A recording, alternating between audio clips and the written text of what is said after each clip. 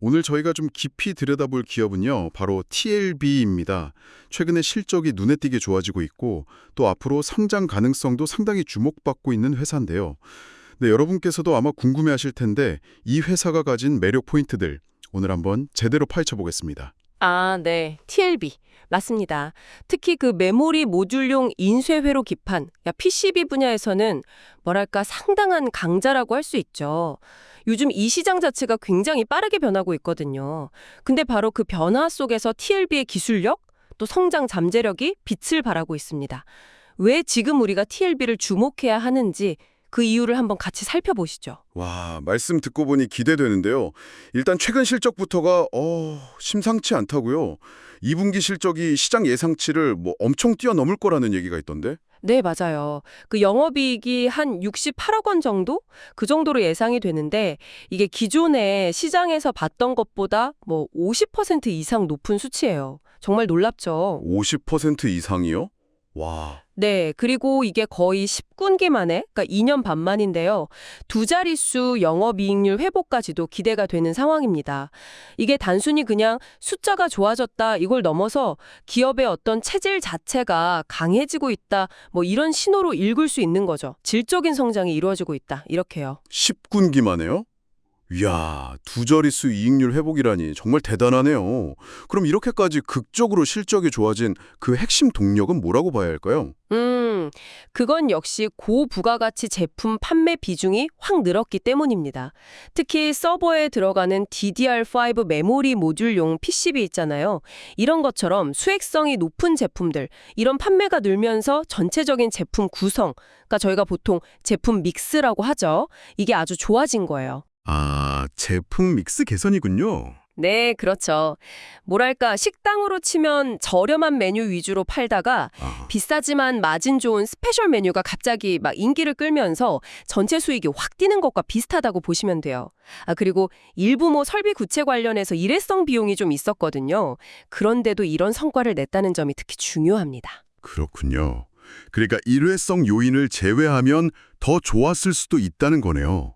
제품 자체의 경쟁력이 정말 탄탄하게 받쳐주고 있다는 의미로 들립니다. 특히 그 서버 시장은 AI 때문에 DDR5로 전환이 예상보다 훨씬 빠르다고 하던데 여기에 딱 집중한 TLB가 타이밍 좋게 수혜를 보는 걸까요?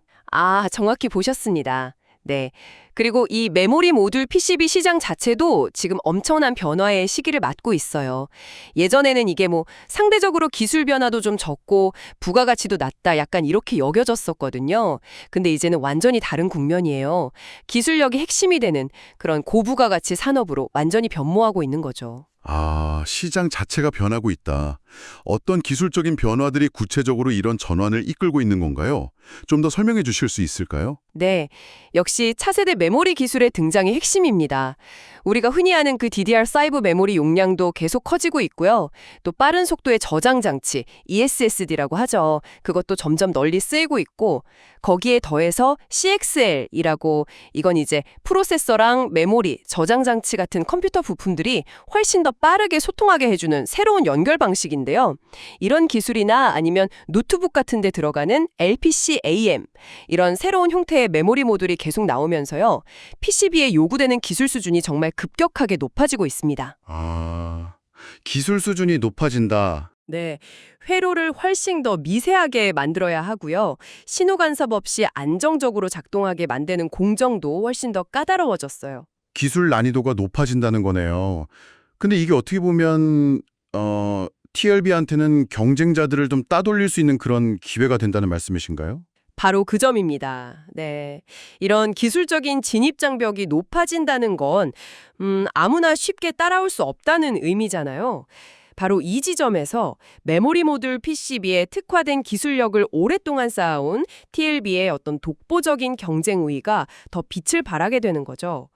경쟁사들이 따라오기 힘든 기술력을 바탕으로 해서 시장 지배력을 더 강화할 수 있는 절호의 기회가 열린 셈입니다. 자, 그럼 이런 기술 우위가 앞으로의 성장으로 어떻게 이어질지 그게 이제 중요할 텐데요. 여러분도 이 부분이 가장 궁금하실 것 같습니다. 앞으로의 전망은 좀 어떻습니까? 네, 아무래도 기술력이 필요한 고부가가치 제품 판매가 계속 늘면서요. 제품 평균 판매 단가, 그러니까 ASP라고 하죠. 이게 꾸준히 상승할 것으로 기대가 됩니다. 실제로 올해 연간 영업이익도 시장 기대치를 한 28% 이상, 그 정도로 크게 웃돌 것으로 지금 전망하고 있고요. 28% 이상이요? 와. 네, 특히 주목할 점은 2025년 예상 주당 순이익 EPS 성장률인데요. 이게 무려 380%를 넘을 것으로 보여요. 380%요? 잠깐만요. 380. 네, 380%. 이게 일반적인 부품업계 성장률을 생각하면 정말 이례적인 수치죠. 와. 380% 성장이라니 정말 인상적이네요. 그럼 이게 단기적인 실적 개선을 넘어서 중장기적으로도 계속 이런 좋은 흐름을 이어갈 수 있을 거라고 보시는 건가요? 그럴 가능성이 상당 높다고 봅니다. 아까 말씀드렸던 그 구조적인 ASP 상승 덕분에 다른 일반 기판 업체들보다는 훨씬 안정적인 실적 흐름을 보여줄 것으로 기대가 돼요. 그리고 기업의 수익성을 보여주는 핵심 지표 중 하나인 자기자본 이익률, ROE라고 하죠. 이게 기업이 주주의 돈으로 얼마나 효율적으로 이익을 내고 있나 보여주는 건데 이것도 꾸준히 개선돼서 2025년에는 한 14% 이상 기록할 것으로 예상됩니다. 14% 이상? 네. 그러니까 꾸준히 현금을 창출하는 냉념을 갖춰가고 있다. 이렇게 볼 수 있겠죠. 네, 정리를 좀 해보면요. TLB는 고부가가치 제품 중심으로 성장을 하면서 정말 놀라운 실적 개선을 보여주고 있고 또 빠르게 변하는 이 메모리 시장 환경 속에서 독보적인 기술 우위를 바탕으로 해서 앞으로 지속적인 성장이 기대되는 그런 기업이다 이렇게 요약할 수 있겠네요. 맞습니다. 특히 요즘 인공지능 시대다 뭐다 해서 메모리 반도체의 성능이나 용량은 계속해서 중요해질 거잖아요. 이건 곧 TLB처럼 핵심 부품 기술을 가진 기업의 가치가 더욱 부각될 수밖에 없다는 의미죠. 근데 여기서 한 걸음만 더 나아가서 한번 생각해 볼 만한 질문은 이런 것 같아요. 이런 차세대 메모리 기술의 발전이 단순히 부품 회사들의 성장을 넘어서 우리가 아직 상상하지 못하는 완전히 새로운 어떤 서비스나 애플리케이션의 등장을 촉발할 가능성은 없을까? 이 질문을 오늘 저희가 함께 탐색한 내용 위에 한번 던져보면서 마무리하면 어떨까 싶습니다. 네, 정말 흥미로운 질문인 것 같습니다. 오늘 TLB에 대한 깊이 있는 분석 잘 들었습니다. 오늘 내용이 유익하셨다면 좋아요와 댓글 꼭 부탁드리고요. 앞으로도 좋은 정보 놓치지 않으시려면 구독과 알림 설정도 잊지 마세요. 다음에도 알찬 내용으로 찾아뵙겠습니다. 감사합니다.